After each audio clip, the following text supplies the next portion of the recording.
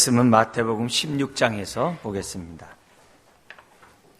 신약 27페이지 마태복음 16장 13절에서 28절입니다. 이 시간 22절까지 한 절씩 교도하시겠습니다. 16장 13절. 예수께서 빌립보 가이사랴 지방에 이르러 제자들에게 물어 이르시되 사람들이 인자를 누구라 하느냐? 이르되 더러는 세례와 더러는 엘리야 어떤 이는 예레미야나 선지자 중에 하나라 하리나이다. 이르시되 너희는 나를 누구라 하느냐? 시몬 베드로가 대답하여 이르되 주는 그리스도시요 살아계신 하나님의 아들이시니이다. 예수께서 대답하여 이르시되 바요나 시몬아 내가 복이 있도다. 이를 내게 알게 하니는 혈육이 아니요 하늘에 계신 내 아버지시니라. 또 내가 내게 이르노니 너는 베드로라. 내가 이 반석 위에 내 교회를 세우리니 음부의 권세가 이기지 못하리라. 내가 천국 열쇠를 내게 주리니 내가 땅에서 무엇이든지 매면 하늘에서도 매일 것이요 내가 땅에서 무엇이든지 풀면 하늘에서도 풀리리라 하시고 이에 제자들에게 경고하사 자기가 그리스도인 것을 아무에게도 이르지 말라 하시니 이때로부터 예수 그리스도께서 자기가 예루살렘에 올라가 장로들과 대제사장들과 서기관들에게 많은 고난을 받고 죽임을 당하고 제3일에 살아나야 할 것을 제자들에게 비로소 나타내시니 베드로가 예수를 붙들고 항변하여 이르되 주여 그리 마옵소서. 이 일이 결코 죽게 미치지 아니하리다. 아멘. 다음 주면 이제 종려 주일이고 또 고난 주간이 이제 시작이 됩니다. 우리가 뜻깊은 고난 주간과 부활절을 맞이하기 위해서 이제 사순절을 지키고 있죠. 그래서 우리가 이런 절기를 지키는 이유는 다른 게 아니라 십자가와 부활의 의미가 과연 뭔지, 나에게 어떤 의미가 있는지, 이런 이해들을 좀 더 우리들이 함으로써 깨달은 만큼 십자가의 능력이 나를 사로잡게 됩니다. 그래서 하나님의 우리에게 베풀어 주신 그 십자가의 은혜와 그 사랑, 그 능력을 덧입기 위해서 우리가 지금 이런 경건 훈련들을 하고 있습니다. 그래서 우리 경건 훈련하는 이런 과정 가운데 교회에서 여러분들에게 또 이렇게 가이드하는 그런 내용들을 잘 듣고 또 함께 여러분이 잘 따라오시면 그만큼 많은 은혜가 있으리라고 믿습니다. 우리는 지금 베드로의 여러 고백들을 살펴보면서 베드로의 고백을 본받기원하고 그러나 동시에 베드로가 그런 아름다운 고백을 했음에도 불구하고 여전히 그의 삶은 그의 고백대로 살지 못합니다. 비록 고백대로 살지 못하지만 베드로가 한 그 고백은 하나님의 기쁨이 되었고 오늘 저와 여러분들이 본받아야만 하는 고백들입니다. 반드시 해야 될 고백들이에요. 비록 베드로가 그 고백대로 살지 못했지만 우리 하나님께서는 예수님을 통해서 그 베드로를 고백대로 살아갈 수 있도록 빚어가셨어요. 그리고 마지막 그 생을 다 마치는 그때에는 거꾸로 십자가에 못 박혀 죽을 수 있는 그런 베드로가 됩니다. 그래서 베드로가 비록 여러 가지 부족한 모습이 있지만 그래도 그의 삶을 끝까지 주님께 맡김으로 자기 삶을 의탁함으로 자기 삶을 빚어가실 수 있도록 베드로는 바뀌었어요. 우리는 기도하면서 하나님 형상 닮기 원해요. 주님 닮아가기 원해요. 우리 기도하면서 내 삶을 맡기지 않을 때가 참 많이 있는데 우리의 삶을 맡기면 우리도 베드로처럼 쓰임받고 또 베드로처럼 변화될 줄 믿습니다. 우리는 지난번에 예수님을 믿는다고 하면 반드시 주님을 인격적으로 만난다면 만나는 사람은 반드시 해야 될 그 고백을 살펴봤죠. 주여 나를 떠나소서 나는 죄인입니다. 주님의 그 위험 앞에 존엄함 앞에 사람들은 회개할 수밖에 없죠. 두 번째 우리들이 살펴봤던 베드로의 고백이 뭡니까? 풍랑이는 그 바다 가운데 두려움에 괴로이 노젓고 있는 제자들을 우리 주님이 바다 위를 걸으셔서 찾아오셨어요.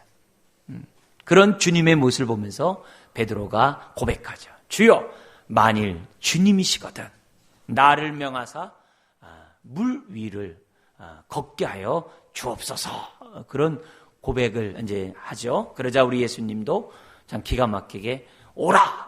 그러자 또 베드로가 물 위로 뛰어내리죠. 그리고 걷죠.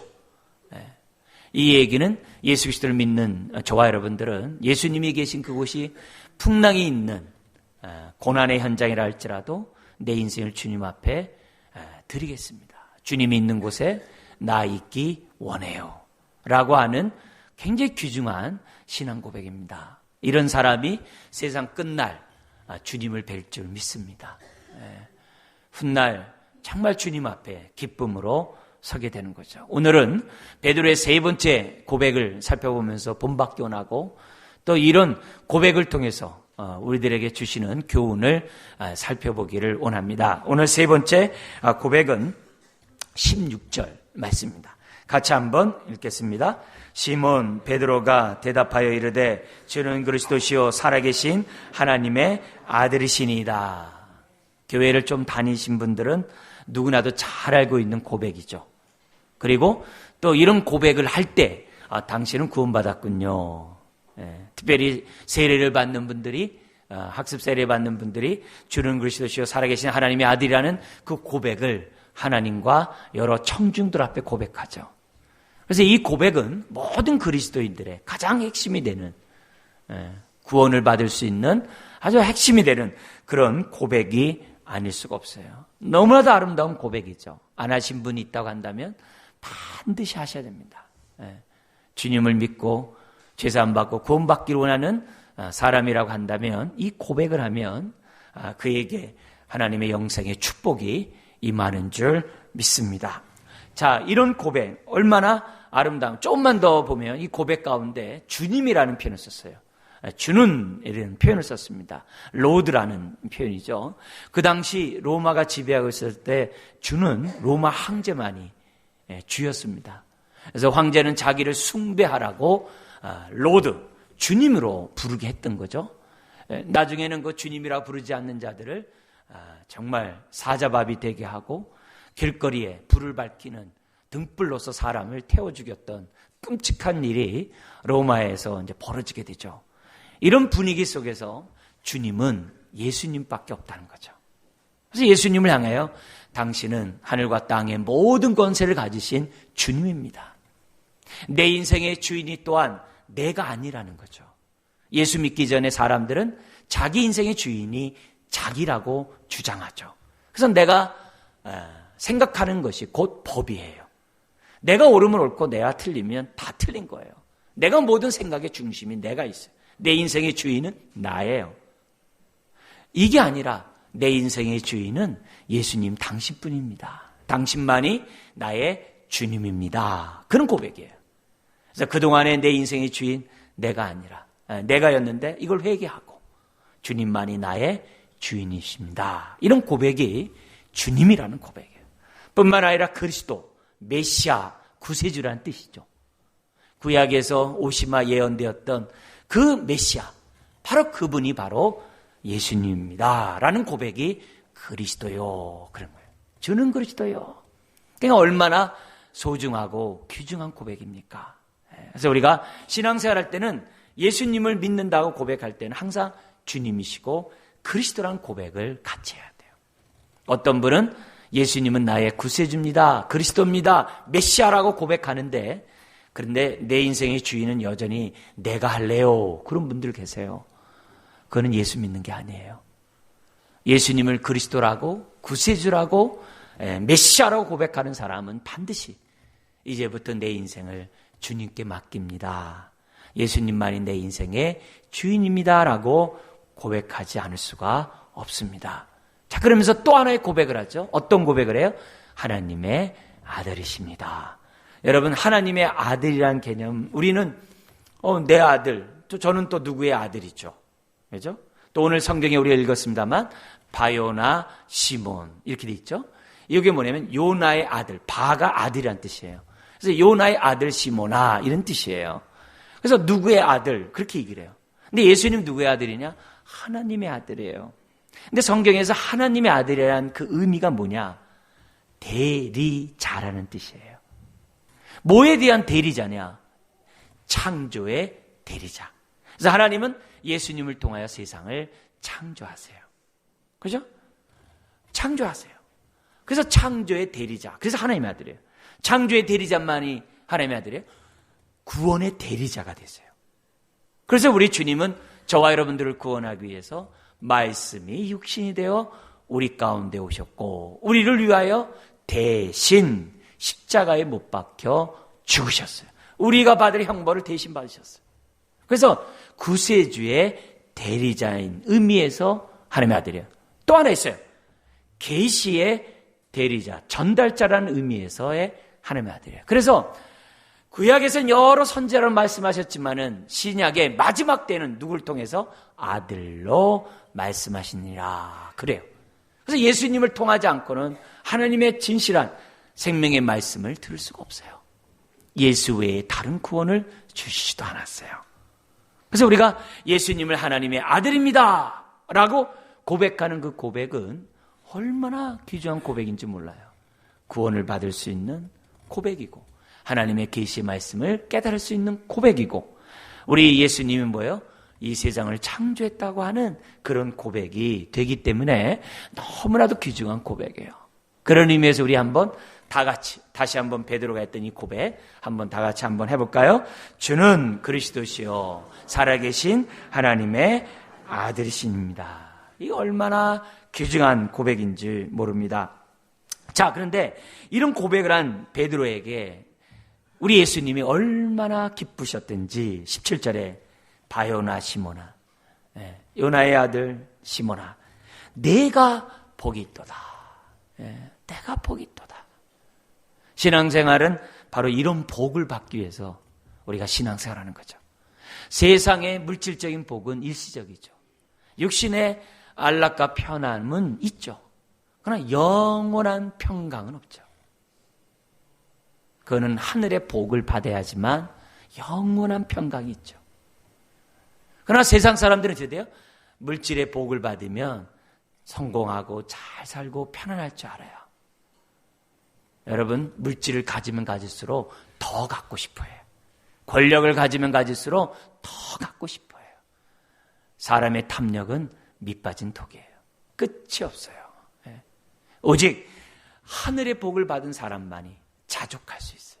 부한데 처할 줄도 알고 가난한데 처할 줄 알고 높은 자리에 앉을 수도 있고 낮은 자리에 앉은 것 때문에 스트레스 받지 않아요.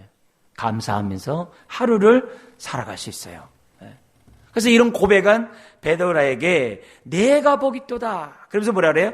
이를 내게 알게 한 이는 혈육이 아니요 사람이 아니요 하늘에 계신 내 아버지시니라. 여러분, 내가 이런 고백을 할 때 뭐예요? 어떤 느낌 써야 돼요? 이게 복이구나. 이게 하나님이 나에게 준 지혜구나. 하나님이 나에게 은혜로 깨닫게 했기 때문에 한 고백이구나. 이런 깨달음이 내 안에 있어야 됩니다. 이런 깨달음이 있을 때 그 고백에 걸맞는 삶을 살아갈 수 있어요. 그러면서 뭐냐면은 그렇게 고백한 베드로에게 이런 얘기합니다. 18절에 네가 고백한 그 고백 위에 내가 교회를 세우겠다 그래요. 근데 그 교회는 어떤 교회냐? 음부의 권세가 이기지 못하는 교회래요. 이 음부의 권세는 뭐예요? 마귀의 권세죠. 마귀의 권세가 교회를 이기지 못해요. 그래서 어떻게 돼요? 작게 시작했던 이 복음이 유대뿐만이 아니라 이스라엘뿐만이 아니라 사마리아뿐만이 아니라 어떻게 돼요? 온 땅에 이르도록 지금 어떻게 돼요? 하나님의 나라가 복음이 확장되고 있어요. 그래서 지금 20억의 사람들이 그리스도인이 있어요. 인구 전 세계 20억이 예수를 주라고 그리스도라고 고백하고 있어요. 그래서 교회를 세우는, 마귀가 예수 믿지 못하도 얼마나 사람들을 혼미케 합니까? 짝퉁 기독교들을 얼마나 만들어내고 짝퉁 어떤 종교들을 얼마나 만들어냈습니까? 그럼에도 불구하고 많은 사람들이 예수를 믿을 수 있는 은혜를 누구에게 준 거예요? 그 고백을 한 교회에게 줬다는 거예요. 그래서 그런 주는 그리스도이셔 살아계신 하나님의 아들이라 고백만 하면 다 우리는 어떻게 돼요? 하나님의 나라의 백성이 되는 거예요. 자녀가 되는 거예요. 얼마나 귀중한 고백인지 몰라요. 그러면서 뭐라 그러냐면 19절에 천국 열쇠를 너에게 주겠다 그래요. 근데 이 천국 열쇠가 복수예요. 천국의 열쇠들을 교회에 주겠다 그래요. 천국 열쇠들 교회에 주겠대요. 그래서 그 열쇠를 열면 닫을 자가 없어요. 닫으면 열 자가 없어요. 이 땅에서 우리들이 기도하면 하늘문이 열리고, 이 땅에서 문을 닫으면 하늘문도 닫힌다는 거예요. 특별히 음부의 권세, 아무리 세도 예수의 이름으로 보혈의 능력을 의지하고 사탄을 떠나가라고 하고 귀신을 쫓아내면 쫓겨날 수밖에 없다는 거예요. 그게 바로 뭐예요? 음부의 권세를 이기는. 이때 이 권세가 뭐라 그랬어요? 단어가 문이라는 거예요. 대문. 볼지어다 내가 문 밖에 서서 들으니 누구든지 내 음성을 듣고 문을 열면 뭐예요? 마음의 문을 열면 주님이 내 안에 들어오신다 그랬어요. 그때 이 마음의 문이 뭐예요? 여기서 말하는 권세예요. 똑같은 단어예요. 여기는 권세로 번역했고 계시록에서는 문으로 번역했어요. 그래서 우리가 예수를 믿을 때 마음의 문을 열어야 돼요. 그게 뭐예요? 마음의 권세를 포기해야 돼요. 어떤 권세예요? 그동안 내가 내 인생의 주인 되었던 나의 삶을 포기하는 게 마음의 문을 여는 거예요. 윤리적으로 도덕적으로 남 때리고 뭐 하는 거 그런 거 회개는 그건 차선책이에요. 가장 중요한 거. 내가 내 하나님처럼 하나님도 아니면서 하나님 노릇하고 내가 내 인생의 주인인 것처럼 살아왔던 이 과거의 삶을 회개해야 돼. 회개해야 돼. 그거 아니면 예수님을 나의 주인으로 모실 수 없어요. 바로 그 문이에요. 그래서 음부의 문이 우리가 어떻게 열면 열리는 거죠. 우리가 닫으면 닫히는 거죠. 그런 권세를 교회에게 주셨다 그래요. 근데 주신데 확 줬다는 얘기예요? 그런 얘기가 아니에요. 왜 그래요? 성경에 보면은 계시록에 이렇게 보면 1장이나 3장 보면은 예수님에 대해서 뭐라고 얘기하느냐? 사망과 음부의 열쇠를 가졌노니 그래요. 예수님이 갖고 있대요. 줬다 언제는 줘놓고 또 갖고 있는 게 뭐예요? 또 예수님은 뭐라 그래요? 다윗의 열쇠를 가지신 분이라고 얘기를 해요. 아니 줘놓고 또 갖고 있어요. 이 말은 무슨 말이에요? 열쇠를 줬다는 얘기는 그 열쇠를 사용할 수 있는 합법적인 권한을 주셨다는 거예요. 그래서 우리는 예수의 이름으로 귀신을 쫓아내고 예수의 이름으로 기도하는 거예요. 예수의 이름으로 사는 거예요. 그래서 그 이름을 우리에게 사용할 수 있는, 그래서 하늘과 땅의 모든 권세를 가지신 우리 주님께서 저와 여러분들 어떻게 돼요? 땅끝까지 이르러 내 증인이 되라고 파송하셨잖아요. 그 권세를 우리에게 사용할 수 있도록 주셨잖아요. 그래서 영적 전쟁이라고 그러죠. 뭐예요? 사탄에게, 마귀에게 속해 있는 사람들을 건져내는 것이 바로 전도요 신앙생활이라는 것을 성경 우리들에게 말씀하고 있기 때문에 영적 전투라 그래요. 신앙생활을. 어쨌든 아름다운 고백 앞에 우리 예수님께서 어떻게 돼요? 이 축복을 하십니다. 칭찬을 잔뜩 하십니다. 자, 드디어 제자들이 예수님에 대해서 바른 지식을 알게 되자 그동안의 제자들에게 많은 것을 가르치시고 특별히 12제자를 사랑하셔서 많은 교훈을 하셨던 우리 주님이 머지않아 예루살렘에 올라가면 십자가를 짊어지게 될 것이고 십자가에서 못 박혀 죽게 될 것을 우리 아셨던 예수님께서는 제자들에게 이 사실을 알게 하고 싶었어요.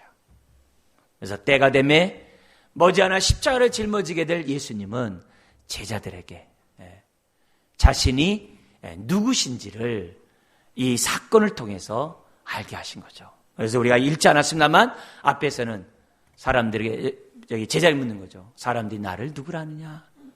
어떤 사람은 세례 요한 14절에 어떤 사람은 엘리야, 어떤 사람은 예레미야, 어떤 사람은 선지자 중에 하나라고 합니다. 그러니까 그만큼 하나님의 사람으로 인정받고 있는 거죠. 그러나 이것은 부족하죠. 오늘날로 말하면 4대 성인 중에 한 분입니다. 이 부족하죠. 그러자 예수님이 뭐라 그래요?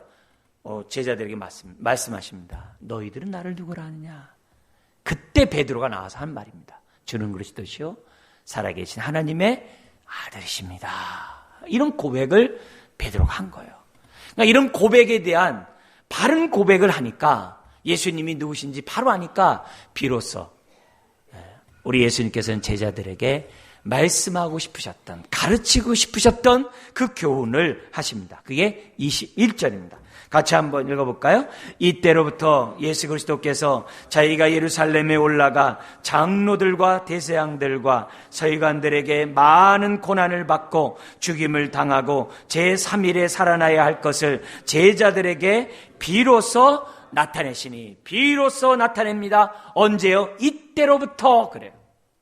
제자들이 바른 지식을 가진 때로부터, 예수님이 주요 그리스도라는 바른 지식을 가진 그때로부터 뭘 얘기해요? 십자가의 죽음을 얘기해요. 목사로서 이제 항상 이런 말씀을 하면서 염려하는 게 있어요. 어떤 염려냐면은, 여러분, 십자가의 고난, 이 십자가의 죽음에 대한 이 설교는 누구에게 한 거예요? 예수님에 대한 바른 지식을 알고 고백한 사람에게 예수님이 비로소 가르쳐 주신 교훈이에요. 3년 동안 제자들이 주님을 따라다녔지만 주님은 십자가의 죽음에 대해서 얘기하지 않으셨어요. 제자들이 잘 몰랐어요. 그러나 3년 동안 배우고 예수님이 그리스도라는 사실을 그들이 알았을 때 비로소 예수님은 자신의 십자가의 죽음을 알려주셨어요. 무슨 말이냐면, 교회 이제 여러분들이 교회 신앙생활 할 때 우린 교회에서는 십자가 뭐 우리는 많이 얘기합니다. 교회 오면 맨 십자가 얘기하고, 또 우리 뒤에서 볼 말씀처럼 자기를 부인하고 자기 십자가를 지고 주님을 따라가야 됩니다. 철저히 죽어야 됩니다. 내가 맨 이런 얘기하면 교회에 처음 오신 분들이 어떻게 돼요? 소화가 안 되는 겁니다. 왜요? 처음 예수 믿을 때 어떤 생각을 믿어요? 잘 살라고 믿죠. 성공하고 잘 되고 축복받으려고 믿지. 물질적인 축복받으려고 믿지. 교회 왔는데 십자가를 지라고 하니 가뜩이나 살기 힘든데 나보고 또 십자가를 지라고 하면 이렇게 고단한 삶을 어떻게 사냐고 사람들이 어떻게 돼요? 마음을 닫아버리거든요. 예수님을 믿고 다른 사람들이 너무 당연한 십자가의 말씀이고 은혜가 되는 생명의 말씀이지만 아직 주님을 믿지 않거나 초신자분들은 이해가 안 되거든요. 이런 분들에게 자기를 부인하고 자기 십자가, 이게 지금 무슨 소리 하나 그러죠. 편안하고 잘 살고 성공하고 잘 되기 위해서 믿으려고 왔지, 내가 무슨 자기 부인하고 자기 십자가를 지고 주님 따르려고 왔느냐, 아니거든요. 그런 의미에서 목사는 이제 뭐냐면 염려스럽고, 이런 말씀을 잘 소화할까 염려가 돼요. 왜냐하면 예수님도 3년이 지난 다음에 했거든요. 그렇지만 오늘 다시 한번 어차피 드려야 될 말씀이고 또 기간이 중요한 게 아니라 믿기로 작정하면 이런 말씀도 은혜가 되거든요. 생명이 되거든요. 왜요? 진리니까. 그런 의미에서 어쨌든 우리 마음에 좀 염려스러운 모습도 있습니다만 오늘 말씀에 따라 저 설교합니다. 이때로부터 제자들이 예수님에 대해 바로 알고 바른 고백을 했을 그때로부터 예수님은 어떻게 돼요? 십자가의 죽음에 대해서 설명하는 거예요. 근데 이 얘기는, 이 말씀은 너무 놀라운 메시지예요. 그리고 예수님이 왜 3년 만에 말씀하느냐? 그 이유가 있어요. 그 당시 이스라엘 사람들은 메시아 그리스도가 오면은 다윗의 자손으로서 우리를 압제하는 나라로부터 해방하고, 그래서 로마에게 지금 정복당해서 지금 식민지 생활을 하고 있거든요. 그래서 로마를 뒤엎고 그리고 전 세계를 통치해서 열방이 자기들에게 와서 조공을 바치게 될 것이라는 생각을 갖고 있었어요. 메시아가 오면 정치적으로 독립할 뿐만 아니라 전 세계를 통치할 것이라는 소망이 있었는데, 그래서 예수님이 예루살렘에 올라가면은 나라를 회복할 것이라고 생각하면서 3년 동안 따라다녔는데 주님이 죽겠다고 나약한 소리를 하는 거예요. 그런 사람에게 이런 얘기를 한다는 것은 사실 쉬운 얘기가 아니에요. 오늘 3년 동안 따라다녔던 제자들조차도 예수님이 죽겠다는 말을 이해 못했어요. 우리는 잘 이해하는데 잘 이해 못해요. 예수님이 하나님 아들 그리스도라는 사실을 알고 있음에도 불구하고 주님이 십자가를 진다는 사실을 이해할 수가 없었어요. 그들이 생각할 때는 전혀 생각과 다른 그리스도 메시아였던 것이죠. 그러자 이 말이 떨어지자마자 그 당시 이스라엘 사람 이해하지 못할 뿐만 아니라 이해하지 못했던 12 제자들, 그 마음을 대변하는 사람이 등장해요. 베드로죠. 22절 같이 한번 읽겠습니다. 베드로가 예수를 붙들고 항변하여 이르되 주여 그리 마옵소서 이 일이 결코 죽게 미치지 아니하리이다. 베드로 입장에서 뭐 어떻게 생각한 거예요? 우리가 있잖아요. 예수님을 죽이려고 할 때 우리가 막아설게요. 의리의 사나이로 나타난 거죠. 또 뭐예요? 얼마 전에 오병이요. 떡 5덩어리와 물고기 2마리로 5,000명 장정이 먹고 배불리 먹은 다음에 그들이 어떤 일을 했어요? 예수님을 왕으로 삼으려고 했거든요. 왕으로 삼으려고 했거든요. 왕. 임금 삼으려 했단 말이에요. 그러면 무슨 말이에요? 그 5,000명이 예수님을 왕으로 등극하면 따를 것인데 그 당시 유대 땅에 한 로마 병사들이 약 1,000명 정도 있다고 추산해요. 왜냐하면 천부장이 있었기 때문에 1,000명을 다스린다고 그래서 천부장이거든요. 1,000명 정도 있단 말이에요. 그 5,000명이 무장봉기하면 뭐예요? 이기잖아요. 백성들이 지금 당신을 하나님의 아들로 알아가고 있는데 당신이 나요! 하면 어떻게 돼요? 사람들이 당신을 중심으로 나를 뒤엎고 할 수 있는데 나약하게 죽다니. 베드로가 이런 생각을 갖고 있었던 이 베드로가 뭐라고 한 거예요? 파이어죠. 예수님을 붙들고 항변하 이르되. 여기 붙든다는 단어가 옷깃이나 이렇게 좀 잡고 얘기하는 게 아니에요. 항변이에요. 근데 여기 붙들다는 단어가 이거예요. 마치 멱살을 잡고 끌어당기듯이. 예수님의 옷을 떡 잡고 자기에게 확 끌어다니면서 얘기하는 거죠. 주여 그리 마옵소서. 이 책망하는 겁니다. 예수님한테. 주여 그리 마옵소서. 그런 일이 결코 죽게 미치지 아니이다. 예수님이 하시는 그 말을 이해 못해요. 하나님이 예수님이 십자가를 짊어지셔야 한다고 하는 그 사실을 이해를 못해요. 3년씩이나 따라다녔어요. 깨닫지를 못하는 거예요. 예수님이 십자가에 죽어야지만이 로마에서 해방이 아니라 사탄에서 해방되고 죄와 사망의 권세에서 해방되고 오고 오는 세대들이 예수를 통하여 영생을 얻을 수 있는 그 구원의 길을 베드로를 비롯한 제자들은 이해를 못해요. 그냥 정치적으로 독립되고 또 정치적으로 세상을 정복해서 자기신들이 뭐예요? 왕노릇하는 그 정도밖에 생각을 못하는 거죠. 그러니까 예수님에게 그렇게 얘기하는 거죠. 따지는 거죠. 우리가 있지 않습니까? 딱 이런 식으로. 이랬던 베드로에게 23절 우리 주님의 태도가 또 무섭습니다. 인자하고 사랑이 많으신 주님이 이런 말을 하리라고 감히 생각을 못하고 아마 우리는 이 말 들으면 금방 시험 들어가지고 도망갈 거예요. 근데 베드로가 참 하나님 손에 빚어갈 수 있었고 하나님 닮을 수 있었던 것은 뭐냐면 이런 말을 듣고도 시험이 안 들고 도망가지 않았다는 거예요. 여러분 이 말 듣고 시험 당하지 마세요. 23절입니다. 같이 한번 읽겠습니다. 예수께서 돌이키시며 베드로에게 이르시되 사탄아 내 뒤로 물러가라. 너는 나를 넘어지게 하는 자로다. 내가 하나님의 일을 생각하지 아니하고 도리어 사람의 일을 생각하는도다 하시고 금방 아까 칭찬 들었잖아요. 복이 있도다. 그런데 금방 뭐예요? 사탄아. 그럼 여러분 사탄이란 말 들어서 여러분 어떻겠어요? 기분 나빠서 다 도망갈 거예요.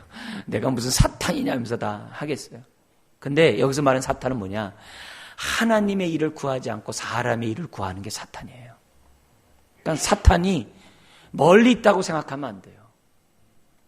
가룟 유다가 사탄이 예수를 팔 생각을 머리에 넣었어요.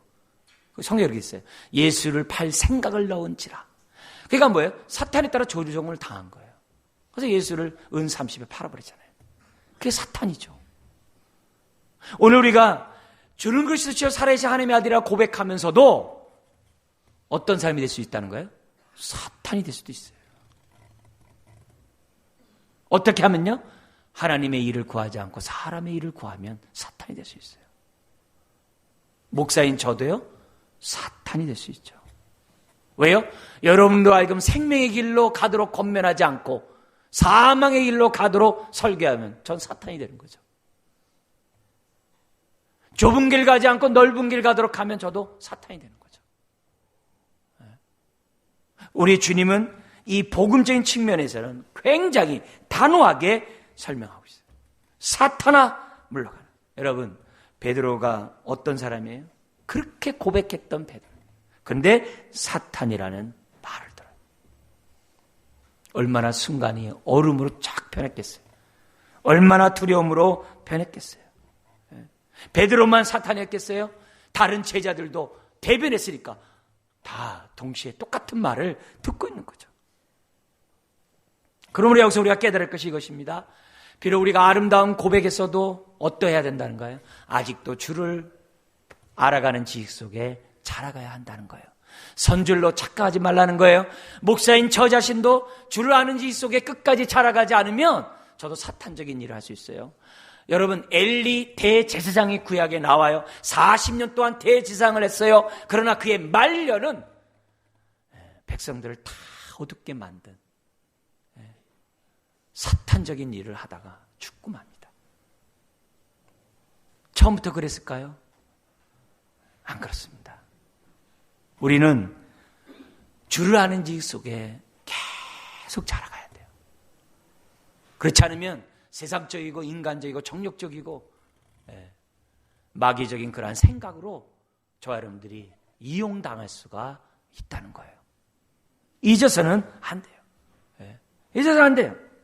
그렇지만 이런 베드로도 우리 주님은 사랑하신 줄 믿습니다. 그리고 그 사랑은 변함이 없어요. 저는 요한복음 13장의 그 단어를 참 좋아해요. 제자들을 사랑하실 때 끝까지 사랑하시니라. 할렐루야. 나중에 베드로가 3번 주님을 부인해요. 사랑하셨을까요? 안 했을까요? 사랑하세요. 사랑하세요. 비록 사탄의 말을 듣는 사람이라 할지라도 주님은 어떻게 돼요? 사랑하세요. 저와 여러분들이 우리의 삶을 맡기면 우리를 빚어가세요. 좌절하지 마세요. 실망하지 마세요. 시험에 들고 세상으로 돌아가지 마세요. 예수 믿다 시험 들지 마세요. 끝까지 십자가를 바라보면서 날아가세요. 그러면 주님이 우리를 붙잡으세요. 여러분, 남들에게 조언할 때 항상 어떻게 해야 돼요? 내가 하는 이 조언이 사람의 일을 구하는지 하나님의 일을 구하는지 분별하면서 조언하세요. 여러분들이 신앙생활 한다고 남에게 조언하면서 세상적인 것으로 조언하면 여러분 사탄이 되는 거예요. 항상 조언을 하더라도 바른 조언을 해야 돼요. 여러분이 조언을 듣더라도 어떻게 돼요? 바르게 들어야 돼요. 근데 사람들은 자기의 탐심을 자극하는 조언만 들으려고 해요. 자기가 듣고 싶어하는 조언만 들으려고 해요. 그러니까 어떻게 돼요? 세상에서 사기를 당하고 세상에서 여러 가지 어려운 일을 겪는 거예요. 조언도 잘해야 되고 조언도 잘 들어야 돼요. 똑같은 말이라 할지라도 하나님의 일을 구하는 조언을 해야 돼요. 그래서 성경에서는 너희가 피차 가르치고 권면할 때 어떻게 하면서 하라고 그래요? 그리스도를 경외하면서 하래요. 그래야 조언을 잘하죠. 피차 서로 복종할 때 어떻게 돼요? 그리스도를 경외함으로 피차 복종하래요. 왜요? 그리스도를 경외하는 사람이 객관적으로 사물을 볼 수 있고 하나님의 안목으로 조언할 수 있거든요. 너무 중요해요. 베드로가 기껏 조언한답시고 조언한 것이 뭐예요? 사탄아 물러가라. 너는 나를 넘어지게 하는 자로다. 자, 이런 베드로를 우리 예수님 어떻게 빚어가셨을까요? 24절 이하의 말씀입니다. 24절 이하의 말씀 가운데 제일 중요한 게 24절이에요. 한번 읽어볼까요? 이에 예수께서 제자들에게 이르시되 누구든지 나를 따라오려거든 자기를 부인하고 자기 십자를 지고 나를 따를 것이니라 그러는 거예요. 그러면서 마지막 제자도의 그런 가르치면서 얘기합니다. 너희들이 지금 나를 따라오고 지금 예루살렘까지 가고자 하는데 너희들이 나를 따라오려면 다른 게 없다. 자기를 부인해라. 어떤 자기예요? 세상에서 으뜸되고자 하는 자기. 저 예루살렘에 올라가면 내가 좌편 우편에 앉게 된다고 하는 그 세상의 영광을 구하는 그 자기 욕심. 그 자기 욕심을 부인하래요. 세상에서 으뜸되고 세상에서 성공하고 세상에서 잘나고 세상에서 자기 자랑하려고 하는 뽐내려고 하는 그 내 마음을 부인하래요. 우리는 하늘에서 영광을 구해야지 이 땅에서 자기 자랑하다가는 세상 끝납니다. 그리고 또 얘기합니다. 자기 십자가를 지고 맡은 사명을 우리가 어떻게 돼요? 우리가 올바로 감당해야 한다는 것을 얘기를 해요. 자기 십자를 지고 끝까지 주님을 따라와야 한다는 것을 얘기를 해요. 여기 이제 문제가 되는 거죠. 십자가 얼마나 고통의 십자가겠어요. 네? 내가 예수 믿는 것이 편하려고 믿었지 내가 고통하려고 믿었느냐? 그래요. 근데 놀랍게도 이 자기 십자를 지면은 놀랍게도 자기 십자를 지면 앞에서 뭐라 그래요? 내 십자가는 가볍고 쉬우니라 그래요. 아니 무거워서 진 줄 알았는데 주님이 뭐라 그래요? 내 멍에는 가볍고 쉬우니라. 이게 무슨 소리예요? 십자가가 가볍다는 얘기가 아니에요. 십자가를 질 수 있는 능력을 주신다는 거예요. 십자가를 감당할 수 있는 기쁨을 주신다는 거예요. 십자가를 능히 짊어질 수 있는 하나님의 함께 하시는 축복을 주신다는 거예요. 감당할 수 없는 것 같은데 능히 감당해. 그래서 내가 십자가를 감당하네? 왜요? 보니까 주님이 나와 함께 지고 있어요. 바로 그거예요. 그래서 가볍고 쉽다 그래요. 가볍고 쉽다 그래요. 주님 앞에 헌신하고 봉사하면서 그냥 막 짜증내고 애고애고 막 그냥 투덜하고 막 그냥 그렇지 않아요. 대속의 은혜가 있게 기꺼이 십자가를 진대요. 자, 그러면서 이러면서 나를 따르는 것이 바로 뭐예요? 그게 바로 제자라는 거예요. 예수님이 십자가에 죽으시는데 그 십자가를 짊어지는 그 길이 예수님만이 아니라 자신을 따르는 사람들. 그래서 24절에 누가 그래요? 누구든지 그랬어요. 예외가 없습니다. 누구든지. 저나 여러분 모두가 주님 가신 그 길을 따라가야 한다는 거예요. 그래야 사람의 일을 구하지 않고 하나님의 일을 구합니다. 세상 영광 구하지 않고 하늘의 영광 구합니다.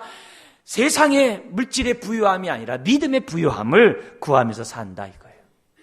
여러분 다시 한번 말씀드리지만 물질이 많다고 만족하지 않습니다. 만족할 수가 없어요. 자, 그러면서 이런 얘기예요. 25절, 26절, 27절 앞에 왜냐하면이란 단어가 있어요.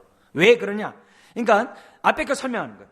25절, 26절에 목숨 얘기합니다. 이 세상에서 제일 중요한 게 뭐예요? 목숨이라는 거예요. 천하보다도 더 중요한 게 뭐냐? 목숨이다. 천하를 얻어도 목숨을 잃으면 무슨 소용이 있냐 이게. 알렉산더 대왕이 대제국을 통일해도 젊은 날에 죽으면 무슨 소용이 있어요? 목숨이 이렇게 귀해요. 근데 그 목숨을 어떻게 돼요? 25절 누구든지 제 목숨을 구원하고자 하면 잃을 것이요 누구든지 나를 위하여 제 목숨을 잃으면 찾으리라. 이게 무슨 말이에요? 그 귀한 목숨을 십자가를 지는데 투자한다면 오히려 그 목숨을 얻게 된다 이게.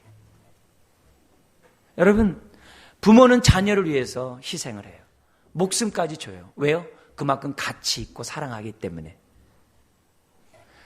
오늘 우리가 십자가의 의미를 제대로 깨닫고 십자가의 가치를 제대로 깨달으면 우리도 역시 목숨을 바칠 수 있어요. 그래서 초대교회 성도들은 그랬어요. 그리스도의 남은 고난을 내 육체에 채운다. 오늘 우리가 십자가의 길을 갈 수 있으려면 십자가의 의미를, 가치를 깨달아야죠. 그래서 예수님은 다시 한번 너의 목숨을 십자가를 위해 드리라 이게. 그게 뭐예요? 자기를 부인하고 자기 십자를 지고 주님을 따라가는 거예요. 오늘 내가 주는 그리스도시여 살아계신 하나님의 아들이라고 고백을 했는데 내 목숨을 주님께 드리지 않으면 우리는 나도 모르는 사이에 사람의 일을 할 수 있다는 사실을 잊어서는 안 돼요. 내 목숨을 주님께 주기까지는 하나님의 일을 제대로 구하지 못해요. 하나님의 일도 구하다가 사람의 일도 구할 수 있는 나예요. 그러니까 겸손해야 돼요. 겸손해야 돼요. 언제 욕심으로 돌아설지 몰라요. 이런 나예요. 그래서 우리는 내 목숨을 주 앞에 바칠 때까지 우리는 겸손해야 되고 주를 아는 지식 속에 자라가고자 몸부림쳐야 하는 거예요. 네, 쳐야 하는 거예요. 매년 우리가 고난주간을 맞이해서 내 신앙을 점검해야만 하는 거예요. 여러분, 내 몫을 주 앞에 드리지 않으면서 나 주님 따라간다라고 착각하면 안 돼요. 나도 모르는 사이에 사탄적인 일을 할 때가 많이 있다는 것을 잊어서는 안 돼요. 그래서 주님은 그런 사탄적인 일을 하는 베드로에게 이렇게 빚으셔 가셨어요. 너가 자기를 부인하고 자기 십자가를 지고 날 따라올 때 너가 나처럼 될 수 있느니라. 여러분, 사탄의 말을 들었던 베드로까지도 오늘 예수님은 드디어 다듬어 가십니다. 빚어 가십니다. 얼마나 이것이 저와 여러분들에게 은혜가 되는지 모릅니다. 기쁨이 되는지 모릅니다. 왜요? 베드로를 빚었던 주님은 오늘 나를 빚으시기 때문에 그래요. 내가 자기를 부인하고 자기 십자가를 질 때마다 빚어가는 거예요. 주님이 빚어가는 증거가 나를 부인하고 나의 십자가를 지는 거예요. 근데 여기 조심할 게 있어요. 신앙생활하면서 이 두 개는 다 같이 있어야 돼요. 어떤 분은 자기 부인은 안 하고 자기 십자가만 지는 사람이 있어요. 그래서 교회에서 여러 봉사를 하고 헌신을 해요. 주의 이름을 위해서 막 열심히 해요. 근데 자기 자랑해요. 자기 의의를 나타내요. 자기 알아달라고 해요. 왜요? 자기 부인하지 않고 자기 십자가만 지니까. 이런 사람은 자랑하게 돼 있습니다. 또 반대로 자기는 부인하고 있으면서 막 은혜 받는데 자기 십자가는 안 져요. 그래서 남들이 지게 만들어요. 여러분, 하나님의 나라가 온전히 이루어질 수가 없어요. 우리는 자기를 부인했다면 자기 십자가를 질 수밖에 없어요. 내가 안 지면 다른 사람이 힘들게 지게 돼 있어요. 백지장도 맞들면 낫다 했어요. 그리스도의 몸을 세우는데 우리가 합력해서 선을 이루셔야 돼요. 선을 이루셔야 돼요. 그럴 때 우리는 어떻게 돼요? 또 다듬어져 가고 또 다듬어져 가고 또 다듬어져요. 여러분, 만약에 베드로가 여기서 가만히 있었다면 어떻게 돼요? 그는 빚어갈 수가 없어요. 이렇게 사건을 쳐야 어떻게 돼요?